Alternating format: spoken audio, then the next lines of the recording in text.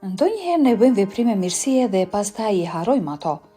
Megjithatë, ndikimi mund të jetë shumë më I madh për ata që përfitojnë nga bujaria jonë. Kur Tyrell I dërgoi Jonas një dhuratë, ai nuk mendoi dy herë për të. Mund ta imagjinoni surprizën e tij kur ajo vepër e thjesht mirësie përfundimisht çoi në diçka që ai gjithmonë kishte dëshiruar. 7 vjeçari Tyrell ishte pikërisht lloji djali që do të dëshironit pranë fëmijëve tuaj. I qetë, I sjellshëm dhe kur nuk e prishte atmosferën. Gjëja më e jashtëzakonshme tek ai ishte zemra e tij e ngrohtë. Edhe pse ishte I vogël, Tyrell nuk hezitonte të sakrifikonte për të sjellë gëzim tek të tjerët. Ai ishte gjithmonë I gatshëm të ndihmonte ata në nevojë, duke e bërë të dukej sikur prindërit e tij ishin miliarder. Ndërkohë që ata nuk ishin të pasur, Tyrell ishte më mirë se shumë fëmijë të moshës së tij. Kështu që në vitin 2000, kur I u dha mundësia të ndihmonte ata më pak me fat, Tyrell shkoi për te çdo pritshmërie.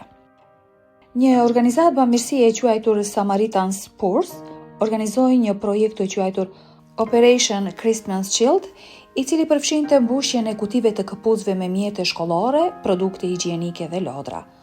Këto kuti më pas dërgoheshin tek fëmijët në nevojë nëpër botë. Kur prindrit e Tyrellit treguan për programin, ai e kapi menjëherë mundësinë. Ai mbushi kutinë e tij me lodra dhe romane dhe me një buzëqeshje të madhe në fytyrë përfshiu edhe një foto të vetës së tij të veshur me rroba kauboj. Më në fund, kutia e tij u dërgua në Filipine. Edhe pse Tyrell nuk kishte asnjë ide për ndikimin që do të kishte dhurata e tij, ajo u bë gjithçka për një vajzë 7 vjeçare të quajtur Gjona. Me kalimin e viteve, Tyrell tani një adoleshent u rit dhe u bë një djalosh I pashëm dhe premtues.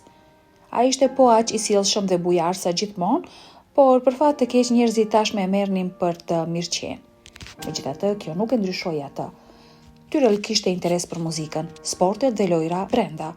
Sa për marrëdhëniet me dashurinë, ai ishte shpresë plot dhe dëshironte diçka të fortë, të vërtetë dhe të përjetshme, por ai kur nuk kliku me shumicën e vajzave që takoi. Sigurisht, ai hyri në disa lidhje, por ato përfundonin po aq shpejt sa fillonin. Derisa mbushi 18 vjeç, Tyrell ishte I bindur se kishte mbaruar me dashurinë, pavarësisht se ishte lloji I partnerit besnik dhe I përkushtuar që do të bënte gjithçka për njeriun e zemrës. Prindërit e tij të vetëdijshëm për kapacitetin e thellë të dashurisë që ai kishte, shpresonin që ai të gjente dikë që do të përputhej me energjinë e tij dhe që nuk do të merrte mirësinë e tij për të mirëqenë, pa imagjinuar kur se ky person mund të ndodhej në një fshat të largët në Manila, Filipine. 12 vjet pasi Tyrell kishte dërguar një kuti dhurate në Filipine, ai mori një kërkesë të papritur miqësie në Facebook nga Gjona, një grua që jetonte në Filipine dhe që nuk kishte qenë kurrë në Shtetet e Bashkuara. Instinkti I parë I Tyrellit ishte të mendonte se ishte një mashtrim dhe të largohej menjëherë. Kështu që pa asnjë hezitim, ai e fshiu kërkesën. Por ja ku vjen kthesa. Për një arsye të çuditshme, imazhi I fytyrës së bukur, të buzëqeshur dhe të pafajshme të Jonas I qëndroi në mendje. Siç duket, ajo ishte vajza që do t'ja ndryshonte jetën Tyrellit përgjithmonë dhe do t'i jepte gjithçka që kishte ndëruar gjithnjë. Kërkesat e rastësishme për miqësi vazhdonin t'i rishfaqeshin në mendje. Tyrellit dhe ironikisht, pikërisht kur kishte arritur të harronte plotësisht, ai mori një tjetër kërkesë nga e njëjta vajzë e çuditshme. Kishin kaluar 2 vjet që kur Gjona e kishte kontaktuar fillimisht Tyrellin, kështu që sa po e pa kërkesën e saj përsëri, Tyrell ishte kurioz si një harabel. Ai e pranoi kërkesën dhe filloi të kërkonte në profilin e saj me disa pyetje në mendje. Pikërisht atëherë ajo I shkroi "Hi". Gjëja e parë që I erdhi ndërmend ishte mos ja kthe mesazhin. Kjo ishte logjika që fliste, por instinkti I tij e tradhtoi. Diçka brenda tij e shtynte të zbulonte se kush ishte ajo dhe pse po e kërkonte. Më në fund, u dorëzua dhe ja ktheu mesazhin. Ai mbajti gjërat të shkurtra dhe të drejtë për drejta. Si më nje? E pyeti Tyrell. Ai nuk priste ndonjë përgjigje me kuptim, por ajo që mori do të ngjallte më shumë pyetje se sa përgjigje. Në vend që të prezantohej, Gjona e pyeti Tyrellin nëse kishte ndëgjuar ndonjëherë për Operation Christmas Shield. Jo, I u përgjigj ai me ton të prehtë. Mendoj edhe një herë. Besoj se ke, I shkroi Gjona, duke shtuar një emotion me një sy të mbyllur. Ajo mendoi se buzëqeshja do të lehtësonte tensionin, por në fakt e iritoi Tyrellin, kështu që ai ndaroi së shkruari. Rreth një ore më vonë, Gjona shkoi në thelb të çështjes dhe I kujtoi Tyrellit për programin në të cilin ai kishte marrë pjesë shumë vite më parë. Dhe ja ku vjen pjesa më prekse. Ajo I tregoi atij se ajo ishte vajza me fat që kishte marrë dhuratën e tij dhe që nga ai moment ai I kishte mbetur në mendje. Jo, as pak, nuk ka asnjë mënyrë që kjo të jetë e vërtetë, ishte reagimi I prindërve të Tyrellit pasi ai u tregoi gjithçka. Ata menduan se Gjona ishte një mashtruese që donte të mashtronte djalin e tyre. Pavarësisht se si ndiheshin prindërit e tij, ai ishte I gatshëm të jepte Gjonas një mundësi për të vërtetuar pafajësinë e saj.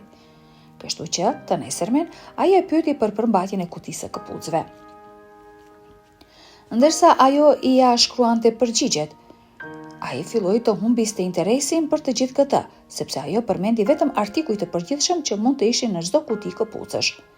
Megjithatë, kur ajo më në fund përmendi artikullin e fundit, syt e Tyrellit I u zgjeruan nga hapia. Ky artikull ishte fotografia që ai kishte vendosur në kutinë e tij të këpucëve. Gjona e përshkroi atë në mënyrë të përsosur dhe pastaj ajo dërgoi një imazh.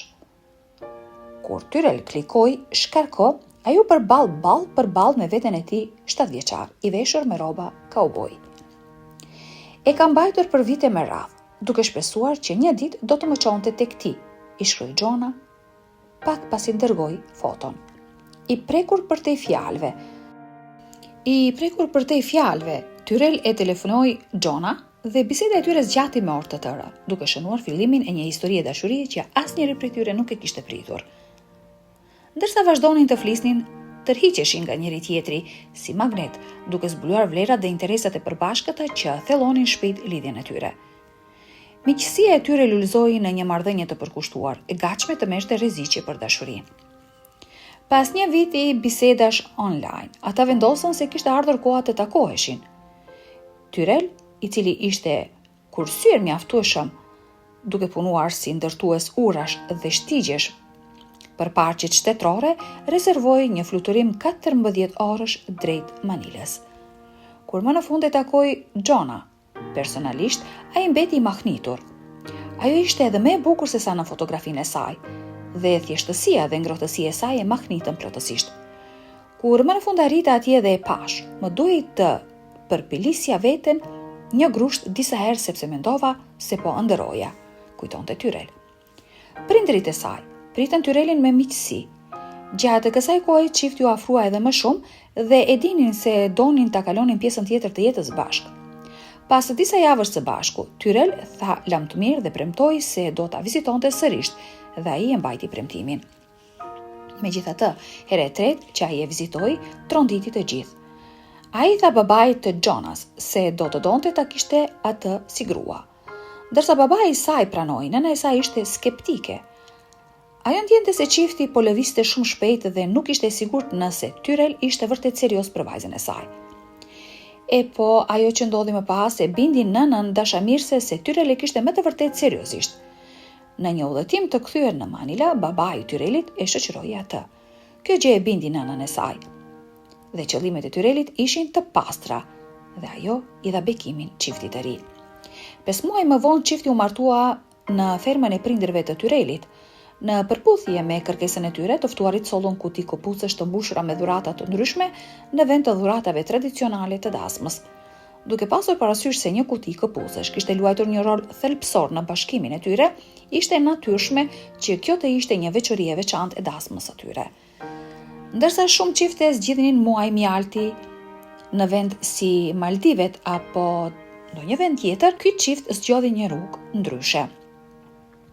Ata u udhëtuan në selin e Samaritanpurs në Karolinën e Veriut për t'i dorëzuar kutitë e këpucëve fëmijëve në nevojë. Çifti gjithashtu përfshiu një shënim për historinë e tyre të dashurisë në këto kuti.